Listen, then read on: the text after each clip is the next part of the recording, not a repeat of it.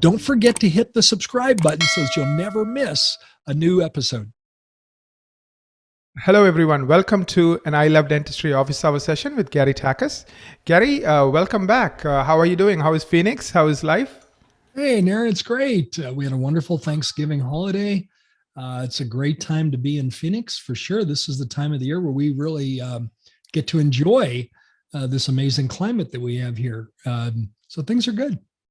That's great. Today's topic, Gary, is team member onboarding tips. Let's dive in. Yeah, Naren, this is a very timely topic today. Many practices are bringing on new team members. They're perhaps replacing some that have left. And for offices that are growing right now, they're adding new team members. So we thought it'd be useful to share some information with our I Love Dentistry community about how best to onboard new team members. In fact, Naren, we did a Thriving Dentist Show podcast episode about this. Maybe you could put a link to that one in the chat. And for any of our viewers that stumble upon this when it's replaying, I'd encourage you to click that link and listen to that podcast episode, all about how to successfully onboard new team members. But we'll talk a little bit about it today. Does that sound okay, Naren? Sounds great. I'm actually looking for it. It's episode number 502, and the episode is titled Successfully Onboarding New Team Members. So we'll put a link. It's a 45-minute episode. You'll learn a ton from Gary, but let's just jump in right now.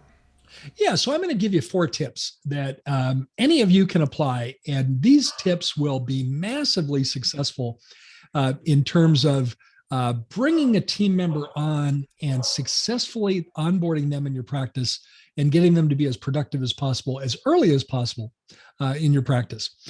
And the first one is kind of creative. It's something that I've come up with, and it's something I've taught to my clients for many years. And it's worked very, very well.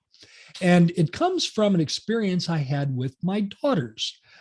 Most of you will know that Teresa and I have 4 adult children, 3 daughters and a son. And 2 of our daughters were involved in the Greek sorority system in college. And they were sorority sisters. And so this concept kind of comes from their experience as sorority sisters. And that is to create a big sister program in your practice, a big sister program. Now, what does that mean? That means when you bring on a new team member, you assign that team member a big sister in your practice, a team member that's been with you for some time, whose responsibility here is to successfully integrate that new team member as successfully as possible. So to help that team member integrate into your practice as successful as possible. Now, when we say big sister, it doesn't necessarily refer to chronological age. In other words, the big sister could be older or younger than your than the new team member. But what you do want to find is someone that has been with your practice for a while because they understand more about your practice. And what does that big sister do? That big sister kind of spends time with the new hire and helps your new hire understand the culture of your practice, understand how you do things, understand where the boundaries are, helps educate them on just some of the basics like our software, our dental software, or if they work in the clinical side, trace setups and that sort of thing. But they really act as a mentor and a guide for that new team. Maybe it's the best way to describe that. They're a mentor and a guide, and they are their goal is to successfully integrate that person as quickly as possible into your practice. The big sister concept. It's really cool, and it has some great track record results in terms of bringing someone in who often feels like they're kind of on the outside. Can you imagine being a new team member in an established practice? You might feel like, well, I don't understand everything that goes on here. And now the big sister is to be a guide, be a mentor, to help that person integrate into your practice as successfully as possible. So tip 1, use the big sister concept. Tip number 2, use DISC, D-I-S-C, personality styles, not only in your hiring, but in your working together as a team, D-I-S-C. Naren, I'm going to put you to work if that's all right. We did a couple of episodes on the Thriving Dentist Show about DISC. One of them was with Chris Lacurdo, Locurto. He's considered by many to be the world's foremost expert on the topic of DISC, DISC. And then you and I did one more recently. Would you be kind enough to put those in the chat? Absolutely. As you're speaking, I'm looking for it. I'll put it right now. So so I would certainly have your new team member take the DISC test. And that, by the way, there is no, if you're not familiar with DISC, it is a test, but it's not a test like you pass or fail. All the answers are good. They're all good. All the personality types are good. But when we understand more about the personality style of your new hire, and that team member understands more about our personality styles, then they're going to work together more successfully. So my second tip would be to use DISC in your onboarding process so you can learn more about your new hire, your new team member, and that team member can learn more about you in your practice as well. So use DISC. It's like a fast track to really understand how an individual thinks about things, how they look at things, how they process information, how they're motivated. And it's like a fast track to be successful on all of those fronts. And what a great way to kind of ensure that new team member is going to be as effective as possible in your practice. The third one's kind of a fun one. It's something I really love to do, and I've done it for years, is to create book club in your practice. Book club in your practice. What book club is all about is where you choose a book and you buy that book for all of your team members. And it could be either in physical book form, ebook form, audio book, whatever format they would choose to consume that information. And then you go through book club together as a team. And the way I like to do that is you pick a day of the week and you bring in lunch for the team. And during that lunch session, you'll talk about the reading assignment. You might have a reading assignment of a chapter or two if it's a shorter book, or it might be 10 or 12 pages if it's a longer book, if it's more complex. And when you do the book club, you're going to talk about two things. You're going to talk about what you learned in that reading assignment. In other words, what did I learn when I read this? But perhaps more importantly, the second thing that you're going to do is talk about how you can apply what you learned to your practice. Now, why am I talking about this in the context of onboarding a new team member? Because once you start doing this with your team members, with all of your team, it gets everyone reading from the same page. Naren, for example, one of the book clubs we did at my practice was the book Good to Great by Jim Collins. By the way, a wonderful book to include in book club. And we noticed that after we introduced the book Good to Great to our team members, they started using some of the terminology that Jim Collins introduced in the book. And it was really cool to see that, because all of a sudden now we were all on the same page. We're all reading from the same page. So introduce book club. And book club is just a great way to truly develop your team members, to instill the concept of lifelong learning. In other words, we simply want to be better tomorrow than we are today. And number three, to get everyone, really thinking together about how we can apply information to improve our practice, and everyone contributing to that. So a book club, another tip when it comes to onboarding. And it's just a great way to take someone that was on the outside, and all of a sudden now they feel like they're on the inside because they participate in that same event, that same experience with all of your team members. All right, tip number 4. If you haven't already done this, one of the best things you can do regarding onboarding is to define your practice culture. Define your practice culture. What is your practice about? What is your culture about in your practice? And when we bring out a new team member, we want that team member to understand what our practice culture is. We want them not only to understand it, but we want them to embrace it. And we create our culture as an expectation. Our culture as an expectation. If you haven't already developed that, I want to encourage you to develop it, because if you're not developing your own culture, a culture is developing all the same. And if you're not quarterbacking it, Naren, there's a high likelihood that what is developing isn't going to be something you want. Does that make sense, Naren?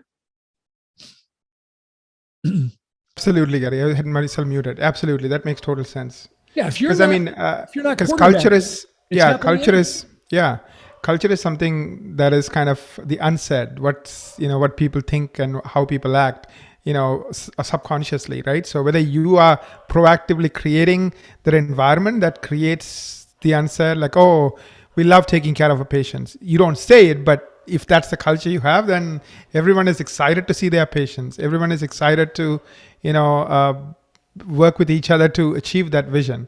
On the other hand, if you don't have that culture or any other culture, it could be, oh, we hate coming to work. Oh man, I wish it's a Friday. And it's Yeah. never spoken, but that's the way they act. That's their tone of voice. Yeah. Naren, it occurred to me that the concept of practice culture may seem kind of abstract. Can I go ahead and share our Life Smiles practice culture with our I Love Dentistry Absolutely. community? Yeah. So I here's think the elements of ours, and this is constantly evolving. This is just where it is today. So these are the elements of our practice culture. And these are also our expectations among our team members. And we express it exactly that way.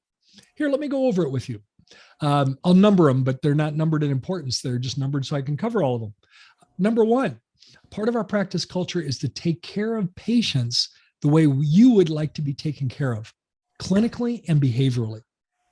Number two, part of our practice culture is that team members support one another. They support one another. Number three, our team members at Life Smiles Dental Care embrace lifelong learning with the goal of being better tomorrow than you are today. Number four, our team members seek to understand each team member and each patient as a unique person. Number five, our team members will show compassion, empathy, and acceptance towards each other and towards our patients. Number six, our team members will strive to be non-judgmental. Number seven, our team members believe that our patients deserve our 100% focus and attention.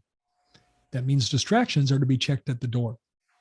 Number eight, we expect our team members to be positive. And finally, number nine, it's our expectation that you do your best every day. And those are the elements of our practice culture. By the way, you're welcome to use those. If those match up with your values and align with what you're thinking, you're welcome to use those, or you're welcome to kind of use that as a starting point to develop your own. But by kind of establishing that practice culture and letting our new team members know that this is what we're about and this is what we expect, guess what happens, Naren? They live up to that. Yeah. And the more you talk about it, the more I know one of the things you talk about is appreciating people when they do things. So if someone is demonstrating your culture about treating people the way they want to be treated, hey, I know one of the things you do is, point it out. Yeah. Yeah. But so let me recap those 4 tips. So if you're adding new team members, I would encourage you to follow these tips to have as successful an onboarding experience as possible. Number 1, borrow a chapter from the Greek sorority system and create a big sister program in your practice. Number 2, use DISC, D-I-S-C, the personality styles instrument to understand more about your new hire and to help that new hire understand more about you.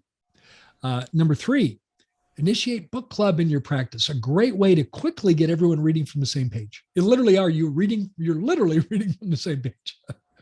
It just occurred to me that was actually a nice pun. And number 4, if you haven't done it already, define your practice culture because it sets expectations and standards. And we encourage our team members to live by those each and every day. Great way to successfully onboard team members. Naren, how does that sound like a checklist of things we could do to successfully onboard?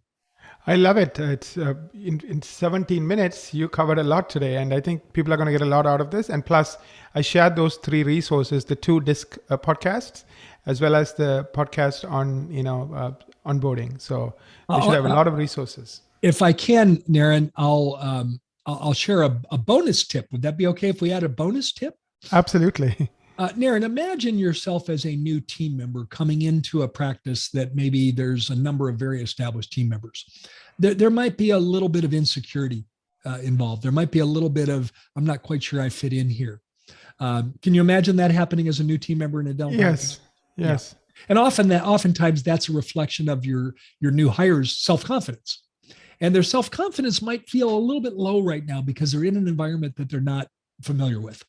So, doctor, one of the things you can do to boost their self-confidence is to go above and beyond to recognize and appreciate your new hires. Catch them doing good things and tell them and compliment them.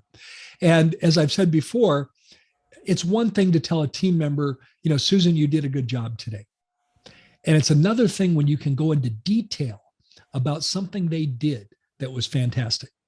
So if you can use a lot of detail, so let's say, for example, one of your new team members is responsible for staying up current with sterilization, keeping all the instruments sterilized, getting our trace setups ready to go. One of the things you might do, doctor, is just pay attention to how that's going. And if it's going very well, you might say to your new hire, let's say her name is Linda. Hey, Linda, I know you take this responsibility very seriously on staying up on sterilization. And I happened to walk by sterilization midday today, and I could see that you had everything organized. You had our sterilizer going because you were anticipating needing more instruments in the afternoon.